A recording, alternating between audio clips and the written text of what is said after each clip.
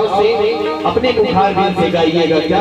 चलिए दोनों हाथ पर उठाइए और कहेंगे भोलेनाथ महाराज जी से, बोलिए भोलेनाथ महाराज जी की। और दोनों हाथ पर उठाए रहिए, कहेंगे तालीम की सेवा करते हुए, लहराते हुए, है ना। क्या कहेंगे भोलेनाथ से, भोलेनाथ दया करना मैं तेरे भरोसे हूँ। गाइए भोलेनाथ, क्या बात है।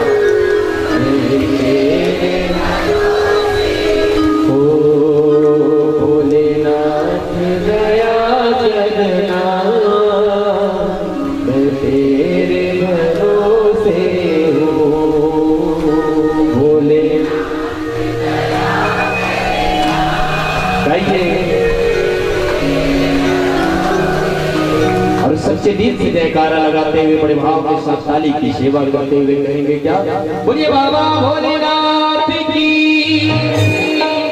भोलेनाथ दया करना तेरे भरोसे, भोलेनाथ दया करना मैं तेरे भरोसे हूँ। भोलेनाथ दया करना मैं तेरे भरोसे हूँ। भोलेनाथ दया करना मैं तेरे भरोसे हूँ। ना घर के भरोसे हो, ना परिवार के भरोसे हो, ना घर के भरोसे हो, ना परिवार के भरोसे हो।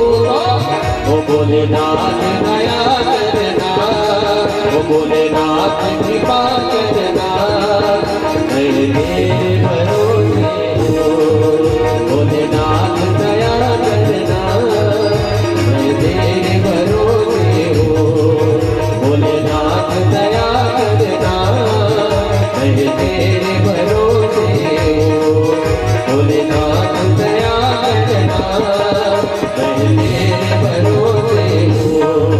भोलेनाथ दया करना मैं तेरे भरोसे हूँ। मैं तेरे भरोसे हूँ। मैं तेरे भरोसे हूँ। जयकारा वीर बजरंगी बोलो हर हर महादेव। बोलिए बाबा भोलेनाथ की। श्री शिवाय नमस्तुभ्यं, श्री शिवाय नमस्तुभ्यं, श्री शिवाय नमस्तुभ्यं।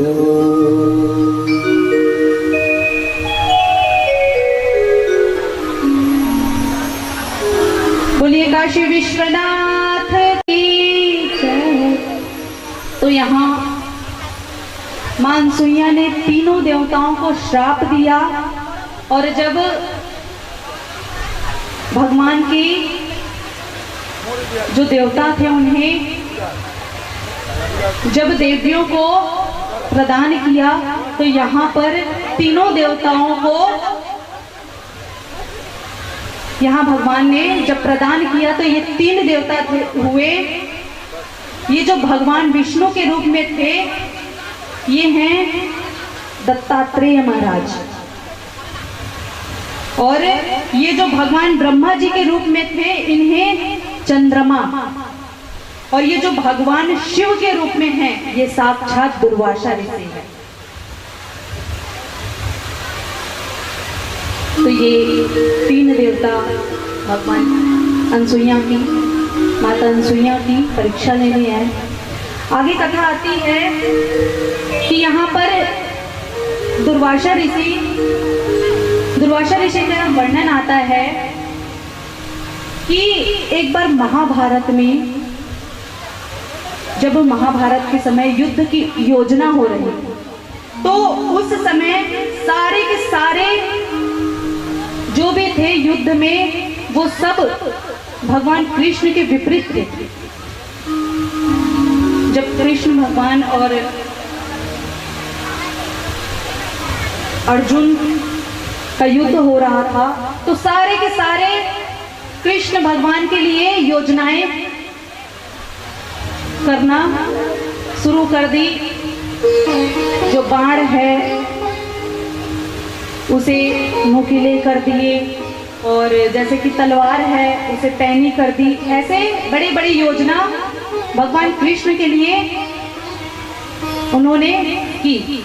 अब जब दुर्वासा ऋषि देखे, क्योंकि भगवान कृष्ण के गुरु हैं दुर्वासा ऋषि, अब जब दुर्वासा ऋषि ने ऐसा देखा कि भगवान कृष्ण के प्रति ऐसी योजना,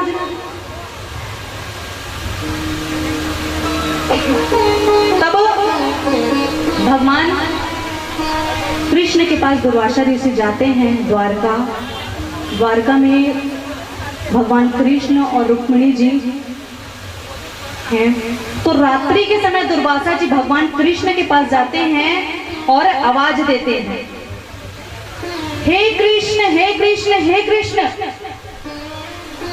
अब जब भगवान कृष्ण ने सुना कि किसी ने आवाज दे रहा है, तब रुक्मिणी जी से कहते हैं कि देवी कोई आवाज दे रहा है। तब जब भगवान कृष्ण ध्यान से सुने तो उन्हें वो समझ गए कि दुर्वासा ऋषि ही है, मेरे गुरु हैं। तब वह भगवान कृष्ण और रुक्मिणी जी दौड़ करके बाहर आए, और वहां पे दुर्वासा ऋषि पतले दुबले वहां पे भूखे प्यासे खड़े हैं। जब कृष्ण भगवान बाहर आते हैं और दुर्वासा ऋषि की ऐसी स्थिति देखते हैं, तब कृष्ण भगवान प्रणाम करते हैं दुर्वासा ऋषि से और कहते हैं कि गुरुदेव आपका आगमन कैसे हुआ।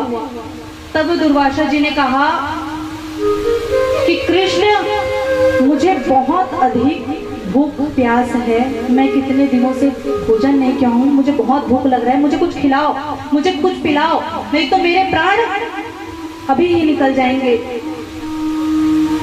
तो भगवान कृष्ण कहते हैं कि गुरुजी आप द्वार पे चलिए, द्वारकाधीश पे, अंतपुर पे, आप अंतपुर पे चलिए और हम अभी आपके भोजन की व्यवस्था करते हैं। तो दुर्वासा ऋषि ने कहा कि कृष्ण जब तक मैं अंदर जाऊंगा तब तक तो मेरे प्राण ही निकल जाएंगे, तुम अभी के अभी कुछ करो, और मैं उतने दूर चल भी नहीं पाऊंगा। तब भगवान कृष्ण कहते हैं कि रथ बुलवा लेते हैं, रथ पे आप चलिए। तब उसी समय दुर्वासा ऋषि अपने तेज से वहां पे रथ को खड़े किए और भगवान कृष्ण से कहे कि वो जो रथ है उस पे ले चलो। अब वहां पे घोड़े तो थे नहीं, तो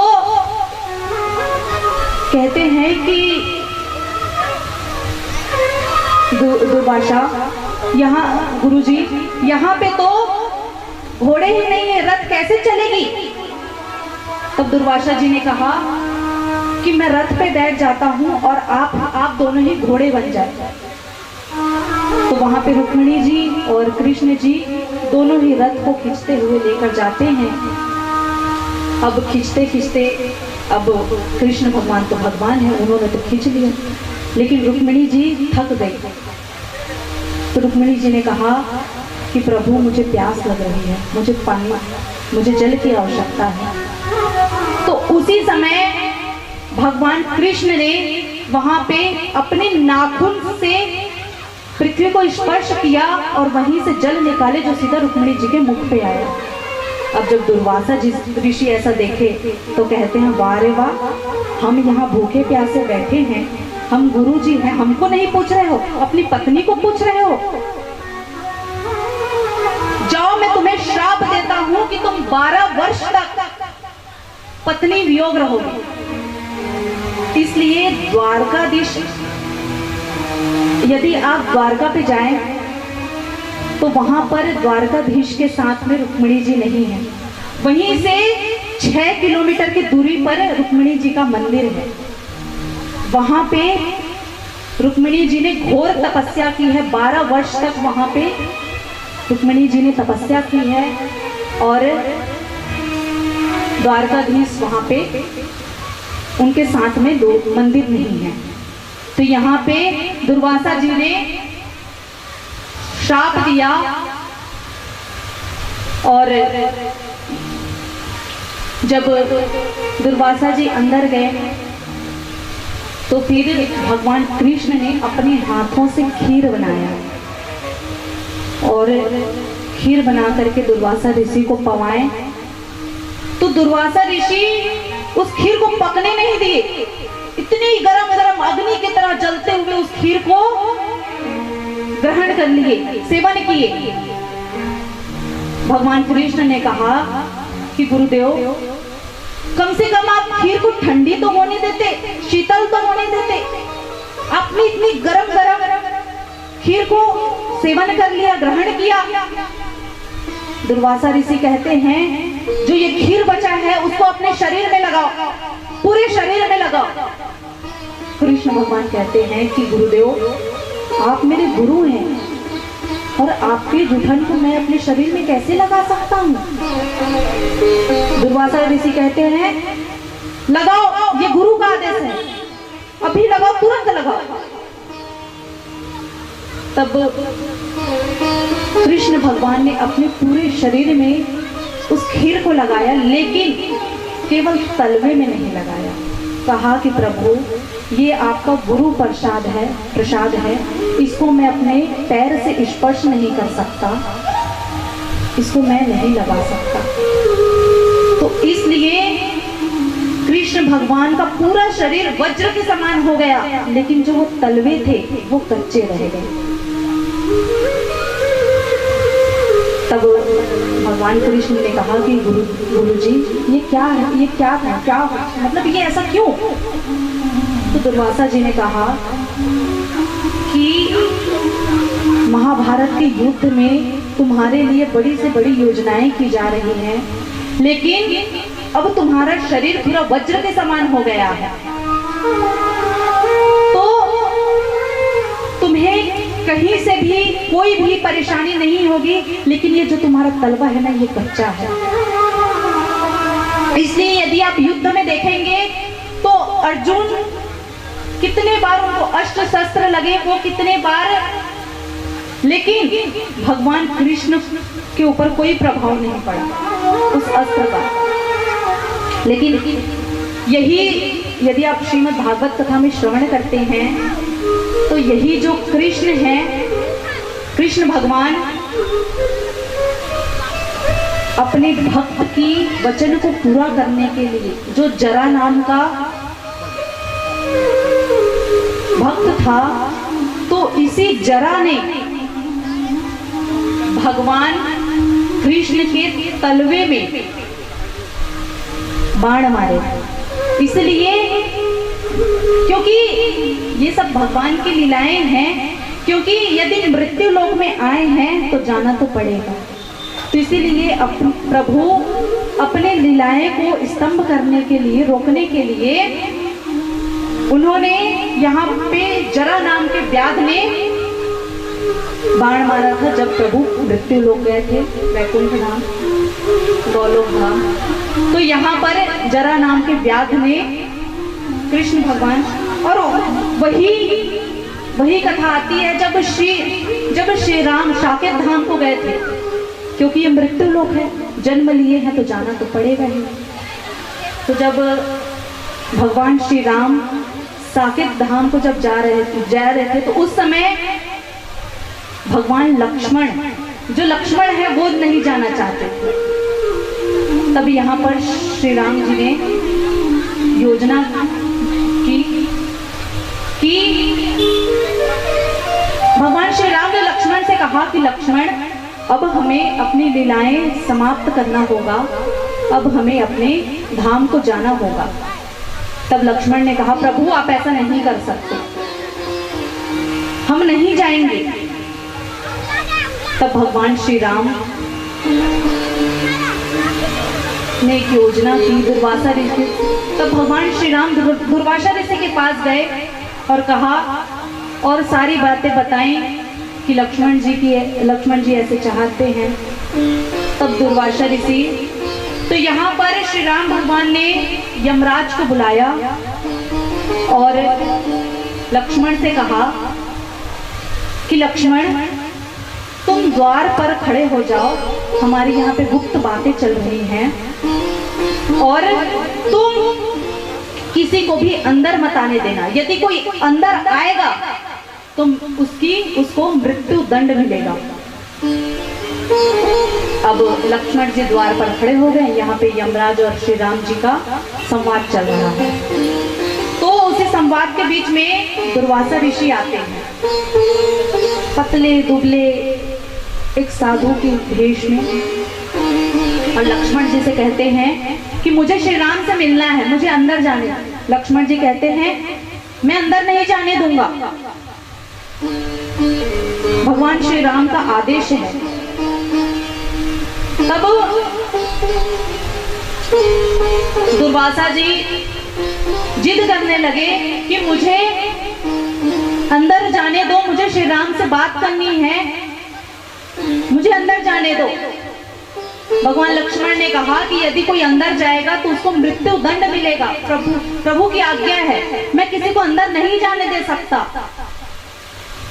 तब दुर्वासा ऋषि ने वहां पे कहा कि यदि तुम अंदर नहीं जाने दोगे तो तुम्हारे जितने भी पूर्वज हैं उनको मैं श्राप दे दूंगा, वो अधोगति हो जाएंगे। तो और यदि तुम अंदर जाने नहीं देते तो ये पूरी अयोध्या को मैं जला करके भस्म कर दूंगा। तब उसी समय तब लक्ष्मण जी घबरा गए। कहते हैं लक्ष्मण जी ने विचार किया कि मेरे पूर्वज को श्राप नहीं लगना चाहिए, वो अधिक, और मेरी वजह से ये अयोध्या क्यों जलकर भस्म है। तो यहाँ पर लक्ष्मण अंदर चले जाते हैं और जैसे ही श्री राम भगवान देखते हैं तो कहते हैं कि लक्ष्मण तुम अंदर कैसे आ गए? तुम्हें पता है ना कि जो भी अंदर आएगा उसे मृत्यु दंड मिलेगा। तब लक्ष्मण जी सारी बातें बताते हैं कि दुर्वासा ऋषि आए हैं और उन्होंने कहा कि यदि मैं आपसे ना मिलवाऊं, आप उनका संदेश आपके तक ना पहुंचाऊं तो मेरे जितने भी पूर्वज हैं वो सब अधोगति हो जाएंगे, उनका कल्याण नहीं हो पाएगा और ये पूरे अयोध्या को जला करके भस्म कर देंगे। तो प्रभु मैं ऐसा कैसे कर सकता था?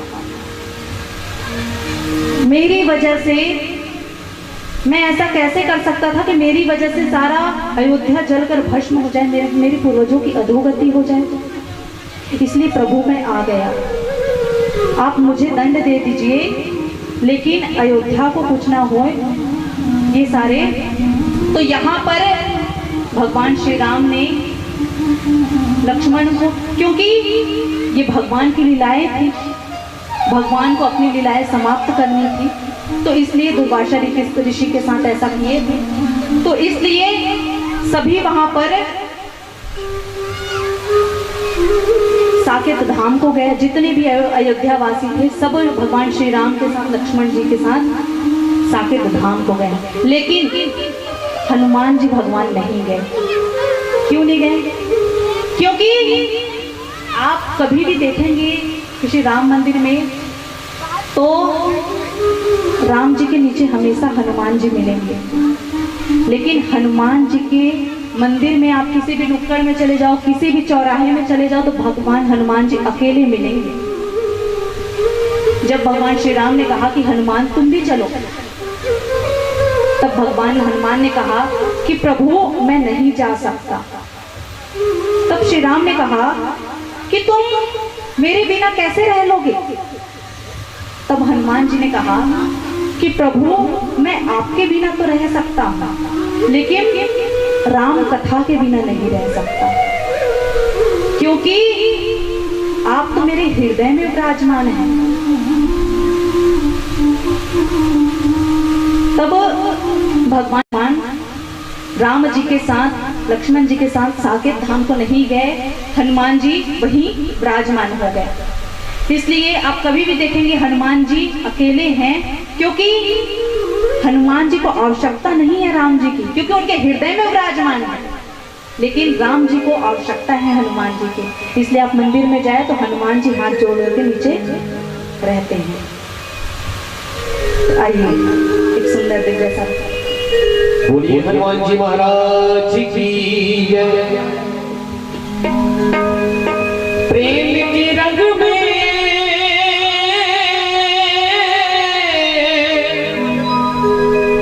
ऐसी डूबी बन गया एक ही रूप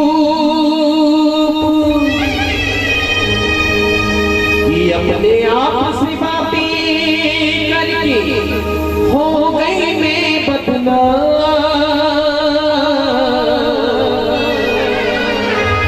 सांसों की माला पे सिमरू मैं जय श्री राम। सांसों की माला पे सिमरू मैं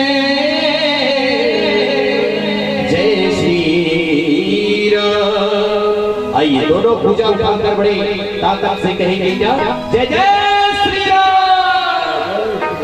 और बढ़िया ताली की सेवा करते हुए क्या राम नाम जपते हैं मस्ती में रहते हैं।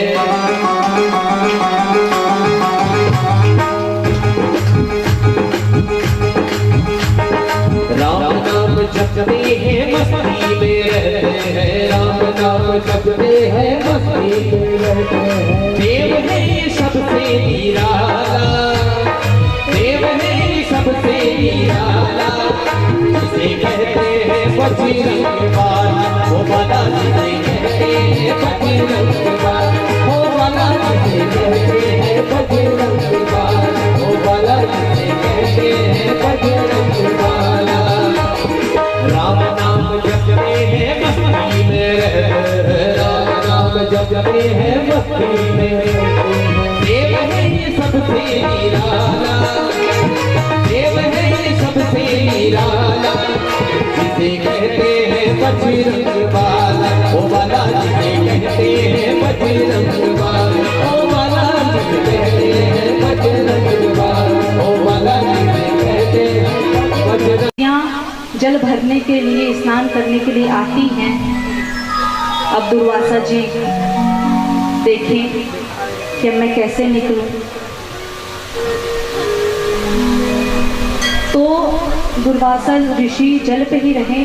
तो उसी समय द्रौपदी जी आती हैं और दुर्वासा ऋषि की ऐसी दशा को देख करके वो समझ जाती हैं कि ये महात्मा किसी कष्ट में है, इनके पास वस्त्र नहीं है।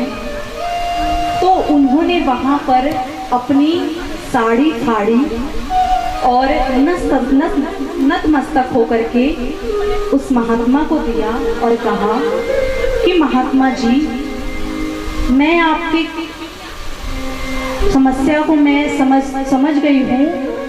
आप ये वस्त्र लीजिए और इसे पहन करके आप बाहर आ जाइए। तब महात्मा जी दुर्वासा जी रो पड़े कि देवी, तो तुम कैसे घर जाओगे, तुम अपनी लज्जा को कैसे बचाओगे।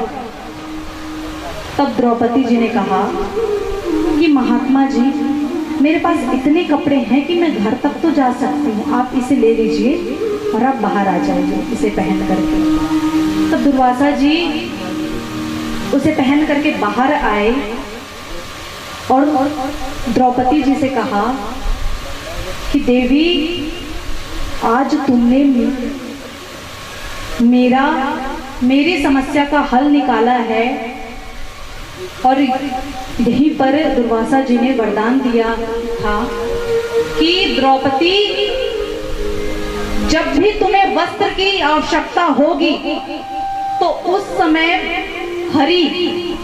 भगवान हरि वस्त्र अवतार लेकर के तुम्हारी समस्या को दूर करेंगे। तो यही जब पांडवों के बीच में द्रौपदी जी की, जब पांडवों ने द्रौपदी जी को खींच करके लाया था और जिस समय द्रौपदी जी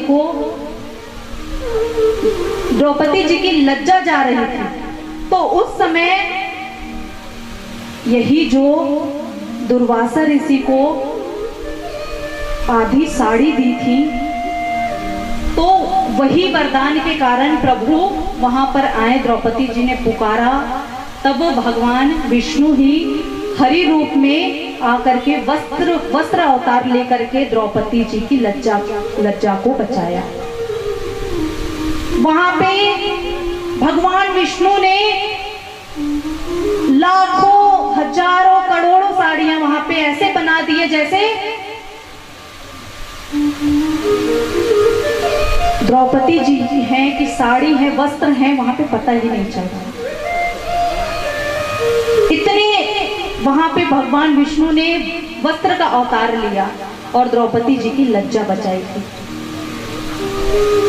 तो यहाँ द्रौपदी जी की वरदान था दुर्वासा ऋषि का, इसलिए यहाँ पर भगवान विष्णु ने हरि अवतार लिया था, वस्त्र अवतार लिया था हरि का। आगे कथा आती है, यहाँ पर दुर्वासा ऋषि के रूप में साक्षात शिव ही हैं, भगवान शिव ही दुर्वासा ऋषि के रूप में अवतार लिए हैं। आगे कथा आती है कि एक बार भगवान नृत्यकेश्वर का एक अवतार हुआ, जहां पे अयोध्या के निकट में नंदी गांव में एक नृत्यिका रहते थे, जो दिव्य सुंदर नृत्य करती थी। उसके नृत्य के सभी प्रसन्न थे, उसके नृत्य से सभी प्रसन्न थे। सभी वहां के जो भी राजा थे, सेवक थे, जो भी बड़े बड़े राजा थे, वो उस नृत्य को देखने के लिए उस नृत्यिका के पास आते थे। उसका नाम था महानंदा। तो महानंदा के पास बड़े बड़े राजा से उस नृत्य को देखने के लिए आते थे और बहुत सारे धन लुटाते थे। तो ये जो नृत्यिका थी, ये सुंदर दिव्य रुद्राक्ष धारण करके, त्रिपुर लगा करके शिव भाव भंगिमा में रहती थी। ये हमेशा शिव भगवान के ही भाव भंगिमा में नृत्य करती थी प्रतिदिन। और ये एक बंदर और एक वानर और एक मुर्गे को इसने रखा था अपने घर पे। तो ये जो वानर था, जब ये प्रतिदिन नृत्य करती थी, और ये जो वानर था और जो ये मुर्गे थे, तो जब नृत्य से ये आ जाती थी कुछ देर के लिए, तो वहां पे वानर इस महानंदा को नृत्य करके दिखाते थे और मुर्गे को हमेशा राम राम करवाती थी और उस वानर के नृत्य को देखकर खुश होती थी। अब एक दिन, क्योंकि ये रुद्र भगवान के भाव भंगिमा में नृत्य करती थी, तो एक दिन ये भगवान शिव इसकी परीक्षा लेने के लिए आए महानंदा। एक दिन भगवान शिव एक साधु के भेष में आए और हाथ में एक सुंदर सा कंगन और एक हाथ में शिवलिंग, एक हाथ में सुंदर सा कंगन और एक हाथ में शिवलिंग लेकर के द्वार पर आए और महानंदा से कहा कि देवी, मुझे तुम्हारा नृत्य देखना है। अब जब महानंदा ने देखा ऐसा दिव्य साधु, और उसके कंगन को देखा तो वो महानंदा उस कंगन को देखते ही रह गए। तब भगवान शिव ने कहा कि देवी ये कंगन तुम्हें चाहिए? तो महानंदा ने कहा कि इच्छा तो है, इसकी क्या कीमत है? तो शिव भगवान ने कहा यदि मैं इस कंगन को दूं तो तुम कितने दिन मुझे नृत्य दिखा सकती हो? तब महानंदा ने कहा 3 दिन। तब महानंदा मान गई, कहती हैं कि ठीक है, मैं 3 दिन आपको नृत्य दिखाऊंगी और फिर उसके बाद कंगन ले लूंगी। तो यहाँ पर भगवान शिव को अंदर ले जाती है। तो भगवान शिव ने कहा कि देवी मैं शिवलिंग को कहाँ रखूं? भगवान तो उस महानंदा ने कहा कि प्रभु वहां पे एक सोने का बक्सा है, वहां पे आप इस हीरे के शिवलिंग को उस बक्से में रख दीजिए। उस शिव भगवान ने कहा कि देवी ये मुझे प्राणों से भी प्यारा है और इसे बड़े संभाल कर रखना, ये मेरे प्राण है। महानंदा ने कहा कि प्रभु आप उस बक्से में रख दीजिए, मैं बड़े अच्छे से उसे रख दूंगी, कुछ नहीं होगा। अब ऐसा करे करके भगवान शिव उठकर जाते हैं और सोने के बक्से में उस शिवलिंग को रख देते हैं। अब यहाँ पे महानंदा दिव्य सुंदर तैयार हुई और सबसे पहले शिव भगवान के नृत्य उस महानंदा ने किया। जटाधारी, भस्मधारी, भंडारी भाव भंगिमा में भगवान के शिव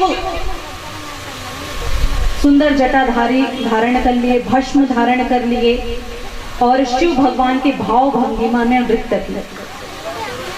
दूसरे दिन शिव तांडव में नृत्य किया और जब दूसरे दिन ही अचानक उस घर में आग लग गई, तो उस आग में जो वो शिवलिंग रखे थे, वो जो सोने का बक्सा था वो तो जल करके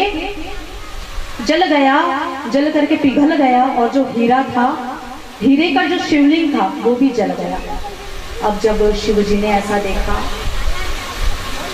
ये भगवान की लीलाएं थी क्योंकि परीक्षा लेने आए थे, तो भगवान शिव ने जब देखा तब महानंदा से कहा कि देवी ये तुमने क्या किया? ये मेरे प्राण थे और इसे तुमने जलने दिया। मैं अब नहीं रह सकता, ये मैं ऐसा है, ये मेरे प्राण हैं, अगर इनके बिना मैं बिल्कुल नहीं रह सकता। तब उसी समय भगवान शिव ने उनके द्वार पर ही अपनी लकड़ी लाए, चिता लगाने लगे, चिता के लिए लकड़ी लगाने लगे। तो और कहा कि अब मैं नहीं रह सकता, क्योंकि जब मेरे प्राण ही नहीं है तो मैं रह करके क्या करूंगा? मैं अभी तुरंत ही अपना प्राण त्याग दूंगा।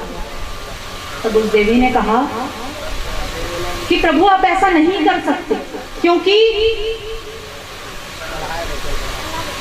यह अभी 3 दिन पूरे नहीं हुए हैं और मैंने वचन लिया था कि 3 दिन आपको नृत्य दिखा दूंगी, तभी मैं ये कंगन ले सकती हूँ, आप ऐसे नहीं कर सकते हैं। तो उस महात्मा ने कहा कि देवी तुम्हें कंगन चाहिए, ये लो, लेकिन मैं नहीं रह सकता, मेरे प्रभु के बिना, मेरे आराध्य के बिना मैं कैसे रह लूं? मैं नहीं रह सकता।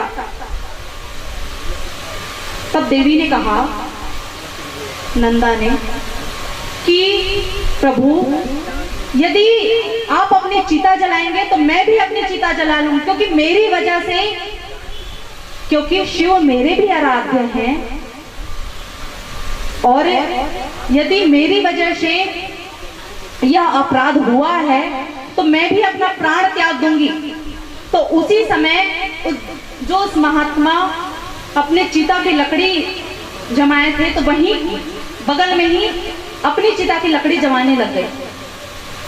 और जैसे ही महात्मा उस चिता में लेटे, उस लकड़ी में लेटे, तो वहीं पर वो नंदा भी लेट गए। तो उसी समय भगवान शिव, जैसे ही उस चिता में अग्नि लगी, उसी समय भगवान शिव प्रकट हुए और अपने जटा की गंगा से उस चिता में जो अग्नि थी उसे बुझाया और नंदा को खींच करके उस चिता से उतारे और कहा कि देवी, मैंने जो भी ये हुआ है, ये जो महात्मा था ये मैं ही था। मैं ही तुम्हारी परीक्षा लेने के लिए आया था और ये जो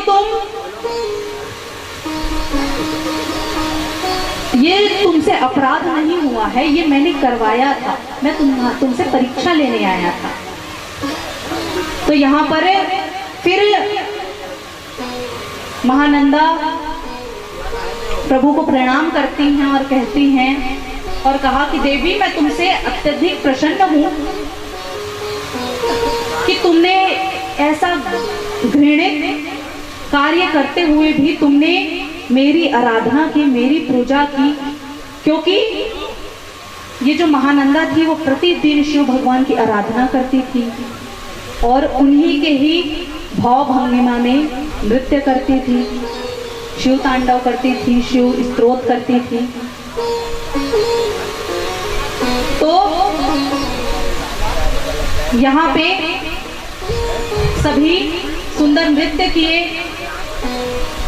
तो यहाँ पर शिव भगवान वरदान देते हैं कि देवी, जो तुम नृत्य करते हो और तुम्हारे पास जो भी आते हैं, तो मैं तुम्हारे नृत्य से अत्यधिक प्रसन्न हूं और तुम परीक्षा में उत्तीर्ण हुई हो, क्योंकि तुमने ऐसे घृणित काम करते हुए भी अपनी भक्ति को नहीं जाने दिया। तुम हमेशा शिव आराधना में रही, शिव भक्ति करी और शिव के ही स्तोत्र पे ही तुम नृत्य करी, इसलिए मैं तुमसे अत्यधिक प्रसन्न हूं। और यहाँ पर सुंदर वरदान दिया शिव भगवान ने महानंदा को कि तुम परीक्षा में उत्तीर्ण हुई हो। आज से मैं तुम्हारे यहाँ इस क्षेत्र में अपनी शक्ति विराजमान करता हूँ। तो यहाँ इस क्षेत्र में भगवान नृत्यकेश्वर रूप में, जो क्षेत्र था वो अयोध्या के निकट था, तो वहां पर भगवान ने नृत्यकेश्वर के रूप में जाने जाते हैं ये शिव भगवान। क्योंकि वहां और कहा कि तुम नृत्य से लोगों को प्रसन्न करती हो, शिव आराधना करती हो, शिव की भक्ति करती हो, इसलिए मैं तुमसे अत्यधिक प्रसन्न हूं। और आज से इस क्षेत्र का नाम नृत्यकेश्वर के नाम से जाना जाएगा। बोलिए नृत्यकेश्वर भगवान की जय हो। आइए बड़े भाव के साथ बोलिए भोलेनाथ महाराज की जय। और भूमि का सिंहा और